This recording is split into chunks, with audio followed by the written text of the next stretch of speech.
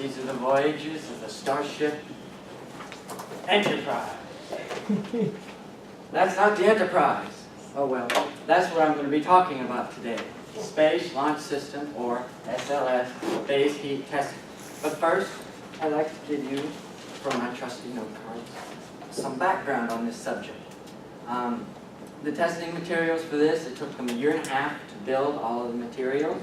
They built it roughly 2 years ago, and they actually used it last summer in 2014 for something they call hot fire testing. They went out and made a mock-up of a launch pad with their testing materials, the scale model you see here, and tested it to collect data. But this year, they're doing something different. I'm going to tell you about the testing materials, the scale models. I'm going to tell you the environment that they're testing them in this year, and I'm going to tell you how they collect the data on these tests. So, and Lone Star is going to a short break. Oh, You gotta move. Yeah, move the mouse. Gotta move the mouse. All right. And then put it on. Back in business. So, this here is a picture of some of the scale models. To the right, you see a scale model of the entire version. And these are 2% scale models. The full scale version is going to be massive, 384 feet tall. This one here is only 6.5 feet tall. And that's still pretty tall for a scale model. To the left, you see 4 scale model engines. They are RS-25 engines, and fun fact, they were used on the Space Shuttle program. Now these scale models, I also have 2 scale models of the boosters, so that they can collect data from them too. And I get this information from a NASA article entitled Turning Up the Temperature, Mini Models Fired for SLS Base Heating Tests. Now, what environment are they testing these on? Well, it's kind of like a wind tunnel, but it's not quite. It's called a shock tunnel.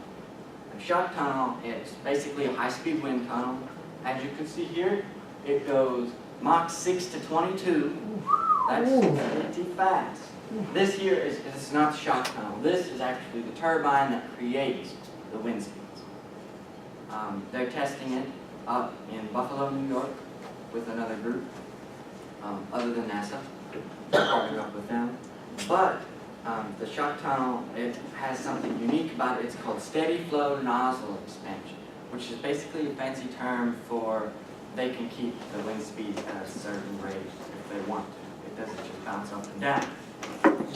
So, how are they collecting the data for this test? Well, they're using over 200 sensors.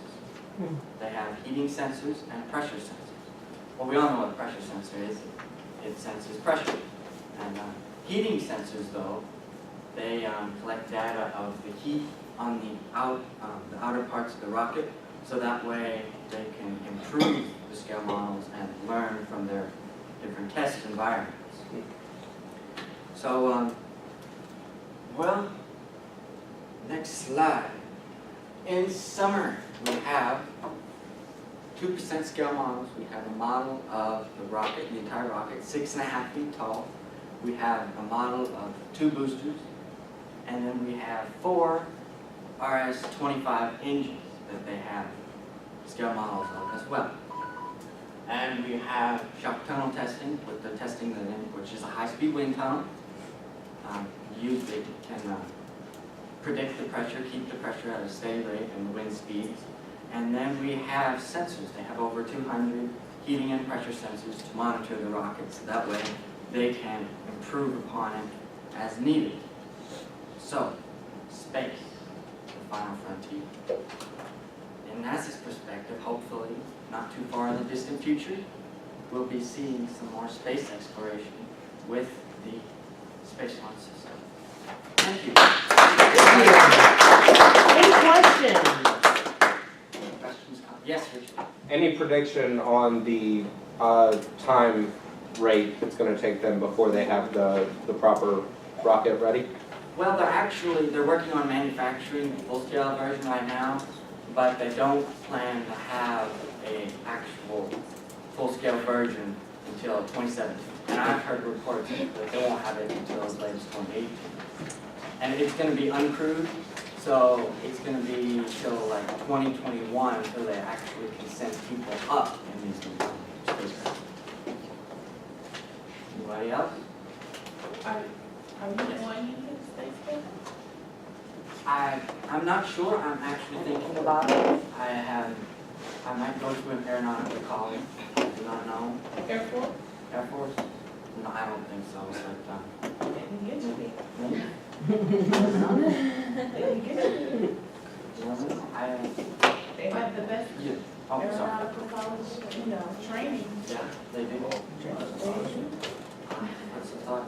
Yes, Miguel. I don't know if you brought it up during the presentation. I apologize if I didn't catch it, but what's the reason? What's the purpose for them creating this spaceship for this rocket? The purpose is space exploration, deep space exploration specifically. They want to go to an asteroid and then later on to Mars by 2030. Oh, So they've got a lot in mind. and that's just like a few years away. All right, thank. So they can study from understanding. Anybody else? Richard? Have you heard about the group being prepared for life on Mars? I briefly heard about them. I found it kind of odd. They were picking crewmen right now, rather than when they get further into their project and ready to go to Mars. Because by the time they get there, these people will be in their late 30s or 40s. Right. That's what I heard. So, but I haven't heard that much about it. No. So- Any other questions? Good job, thank you.